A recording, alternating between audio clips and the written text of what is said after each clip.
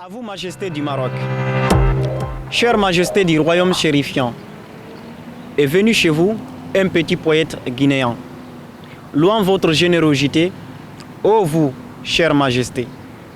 Chez vous, j'ai embrassé des cultures. J'ai aussi découvert des nouvelles écritures. Moi, petit poète errant, qui ne cesse de se déplacer tout le temps. En voyant votre ouverture, votre accueil, je ne puis m'empêcher de vous mentionner dans ce recueil. Vous savez, moi, je suis un petit poète peul foutanien, ayant pour activité culturelle l'élevage.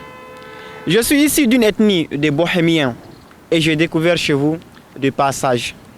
Mais votre royaume m'adressa un message en me disant qui passait sans vouloir rester n'était pas sage. Chez vous, je bénéficiais d'un apprentissage, moi, ce petit apprenti sage. Pour vous montrer ma reconnaissance de ce que vous m'avez offert comme connaissance, j'écrirai votre nom sur les arbres du Fouta Djallon et sur leur feuillage, sur les montagnes de l'Atlas, sur leurs nuages. Je vous souhaite une longue vie remplie de santé, de la paix, du cœur et d'une infaillible sécurité. Même si je ne pourrais vous approcher pour vous saluer, cependant, je peux vous louer. Alors, chère Majesté du Royaume chérifiant, vous qui possédez un cœur d'or, le petit poète peul bohémien vous souhaite tout ce qui vous est bien. Bonsoir tout le monde, j'espère que vous allez bien. Moi, c'est Abdoulaye Malia Diallo. Je suis né à Malea, un petit village appartenant à la sous-préfecture de Mandasaran. À l'âge de 6 ans, je quittais chez moi pour partir à la quête des études. Une fois sorti chez moi, je suis atterri sur un village qu'on appelle Kamabi, qui est une sous-préfecture de Koundara. À Kamabi, j'ai fait mon parcours académique du primaire jusqu'au secondaire, autrement appelé le collège. Une fois avoir obtenu mon BPC avec brio, c'est-à-dire mention, je suis parti à Koundara où j'ai fait mon lycée. À Koundara, j'ai pu obtenir mon baccalauréat en se classant parmi les lauréats les plus méritants de la promotion 2022 qui avait pour pourcentage d'admis 9%.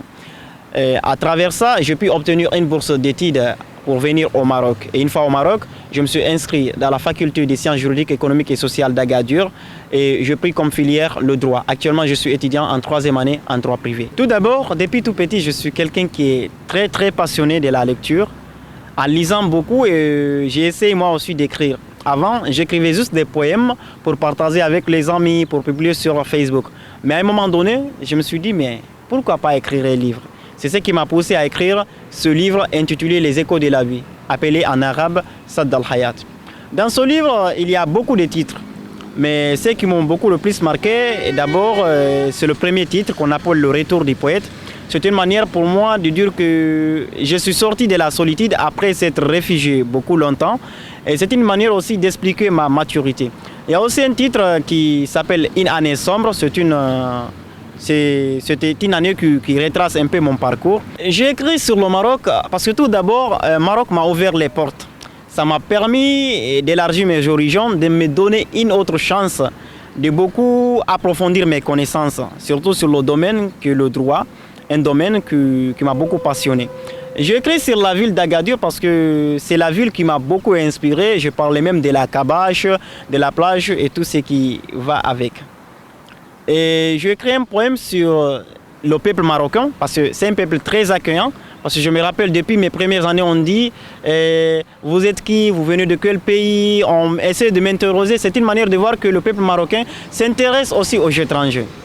J'ai aussi écrit un poème sur Sa Majesté, qu'Allah l'assiste. D'ailleurs, c'est un poème que j'aimerais lire pour remercier Sa Majesté de leur générosité envers nous les étrangers, nous qui venons ici pour chercher la connaissance.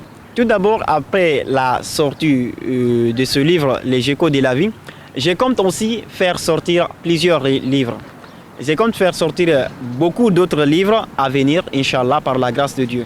À part aussi ma passion de l'écriture, je compte devenir avocat d'affaires dans le futur par la grâce de Dieu, Inch'Allah. Bien sûr que oui, si j'arrive à avoir mes opportunités, j'arrive à pouvoir réaliser mes rêves au Maroc, je compte bien sûr m'étaler au Maroc. Lire, c'est vivre et lire, c'est vivre libre.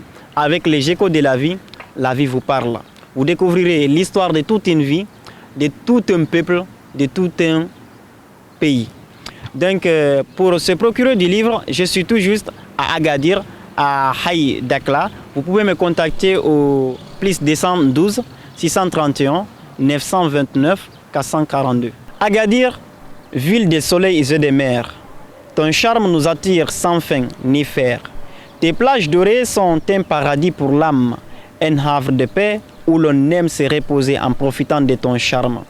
La Kabache sur ta colline garde le passé, un témoignage de l'histoire qui ne peut guère être remplacé. Les souks et les marchés sont un spectacle vivant, un mélange de couleurs, un cœur qui chante et qui vante dans le vent. Dans tes rues, les gens sont des amis sincères, entre sourire et accueil sans aucune arrière-pensée.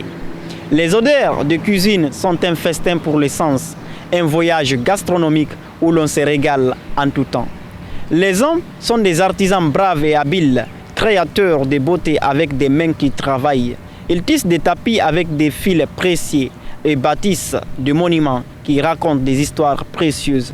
Agadir, ville résiliente, qui a surmonté les épreuves, reconstruite avec force, tu es devenue une perle de rêves.